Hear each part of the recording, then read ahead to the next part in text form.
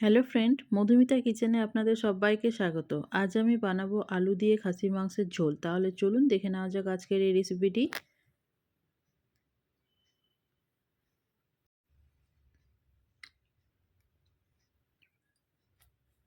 আলু দিয়ে খাসির মাংসের ঝোল বানিয়ে নেওয়ার জন্য কড়াইয়ের মধ্যে আমি দিয়ে দিয়েছি সর্ষের তেল। তেলটা গরম হয়ে গেছে। এবার আমি আলুগুলোকে ভেজে নেব। এখানে আমি দুটো আলু নিয়ে নিয়েছি। আলুগুলোকে একটু লাল লাল করে ভেজে নেব।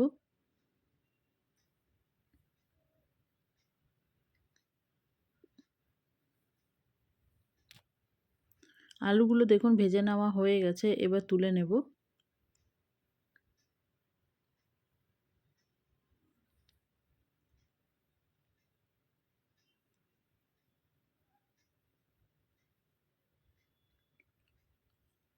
আলু ভেজে নেওয়ার পর এখানে ফোড়নে দিয়ে দিব 4টে এলাচ, একটা কাঁচা লঙ্কা, একটা তেজপাতা আর হাফ চামচ গোটা জিরে। ফোড়নটা একটু ভাজা ভাজা হয়ে গেলে এখানে আমি 3টে পেঁয়াজ কেটে নিয়েছি, সেই পেঁয়াজটা দিয়ে দেব।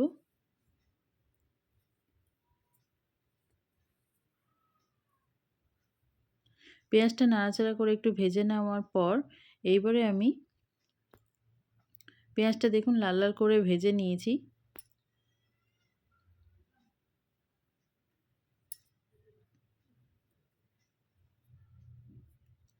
পেঁয়াজটা হালকা লাল লাল করে ভেজে নেওয়ার পর এখানে আমি দিয়ে দিলাম স্বাদ মতো নুন, দিয়ে দেব হলুদ গুঁড়ো, 1 চামচের মতো দিয়ে দেব মিট মশলা,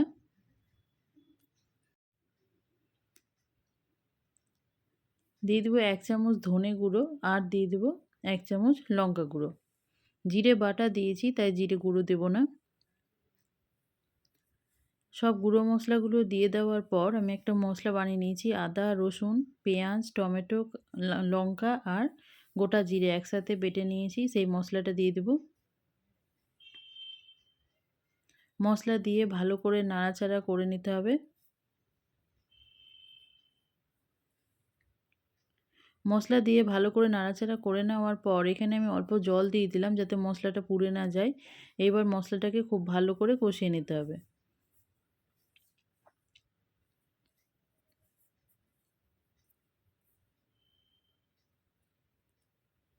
মশলাটা দেখুন খুব ভালো করে কষিয়ে নেওয়া হয়ে গেছে, মশলা থেকে তেলও ছেড়েছে।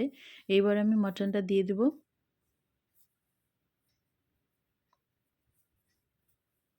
মাটন দিয়ে ভালো করে নাড়াচাড়া করে নেওয়ার পর আবার ঢাকা দিয়ে দেব। দেখুন ঢাকাটা খুলে নিয়েছি, মাটন থেকে কিন্তু অনেকটাই জল বেরিয়েছে। আর এটাকে বারবার করে ঢাকা দিয়ে দিয়েই সেদ্ধ করে নেব।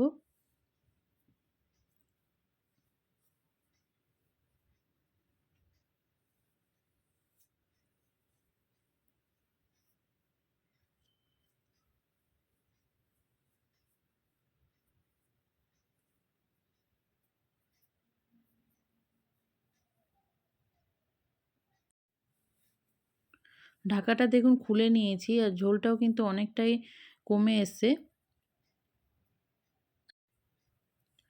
এবার ভেজে রাখা আলুটা দিয়ে দেব। আলু দিয়ে আবারও এটা ঢাকা দিয়ে দিয়ে সেদ্ধ করে নেব। দেখুন একদম শুকনো শুকনো হয়ে গেছে, মাটনটাও কিন্তু অনেকটাই সেদ্ধ হয়ে গেছে। এইভাবে ঢাকা দিয়ে দিয়ে মাটন সেদ্ধ করলে কিন্তু টেস্টটা খুব ভালো হয়, মাটনটাও খুব ভালো সেদ্ধ হয়। মশলার সাথে মাটন আর আলু কিন্তু দুটোই খুব ভালো করে কষিয়ে নেওয়া হয়ে গেছে। এবার আমি জল দিয়ে দেব।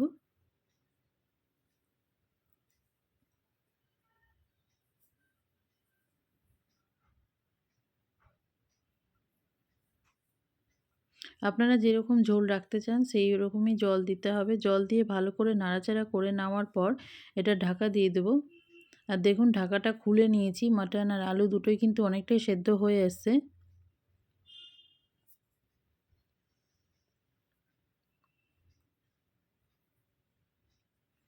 এবার আমি এর মধ্যে দিয়ে দিলাম 1 চামচ গরম মশলা গুঁড়ো।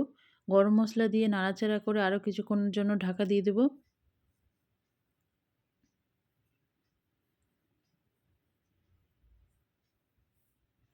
ঢাকা খুলে একটু নাড়াচাড়া করে নিলাম আর দেখলাম আলু মাটন দুটোই ভালো মতো সেদ্ধ হয়ে গেছে। এবার আমি এটা নামিয়ে নিলাম। তৈরি হয়ে গেল আলু দিয়ে মাটনের ঝোল। রেসিপিটি যদি আপনাদের ভালো লেগে থাকে তাহলে প্লিজ লাইক করবেন, শেয়ার করবেন, সাবস্ক্রাইব করবেন এবং কমেন্ট করেও জানাবেন।